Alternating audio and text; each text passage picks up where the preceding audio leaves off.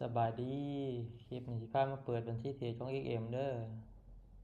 ก่อนอื่นนี่เข้ามาหน้าเพจเฮานี่ก่อนเป็นเพจเล่าเทรดดิ้งครับหรือว่าไปเอาลิงก์ใน WhatsApp ที่เฮาส่งให้หันเข้ามาแล้วมา copy เอาลิงก์นี้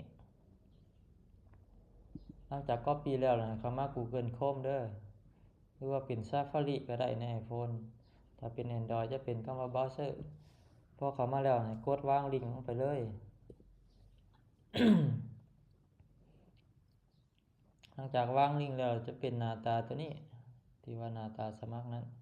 แล้วเขามาเปลี่ยนภาษานี่ก่อนเปลี่ยนเป็นภาษาไทยในการสมัครเพื่อความเข้าใจและสำหรับอีเมลเนี่ยใช้อีเมลที่ใช้ได้จริงเด้อจะเป็นอีเมลในแอป Gmail ในเครื่องนั้นเพราะว่าจะมีรหัสส่งเข้าไปใน Gmail ตัวอย่างเป็นอีเมลนี้หรือว่าใส่iCloud ก็ได้ @gmail.com และรหัสผ่านให้ตั้งตามนี้เด้อตามเพิ่นบอกมานี่จะมีอักขระพิเศษแล้วก็มีตัวอักษรน้อยตัวนึงอักษรใหญ่ตัวนึงตามด้วยตัวเลขตัวอย่างเฮาสิใช้นี่หรือว่าสิใช้ตามนี้ก็ได้เด้ออักษรใหญ่แล้วก็อักษรน้อยตัวเลขบัดจนมีขีดเขียวขึ้นมาครบ4ขีดให้เด้อแล้วบัดนี้แล้วมาใส่บอลนี้บอลประกอบที่นี่ตัวนี้นี่ใส่7M 2Y W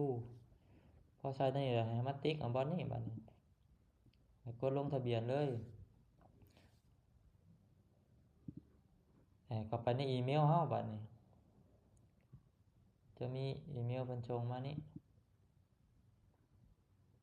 พอเข้ามาอีเมลเลยมากดยืนยันปุ่มเขียวๆนี่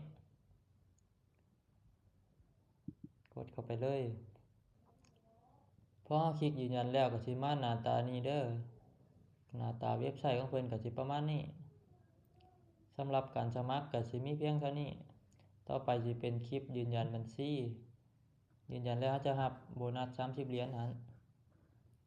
ขอขอบใจ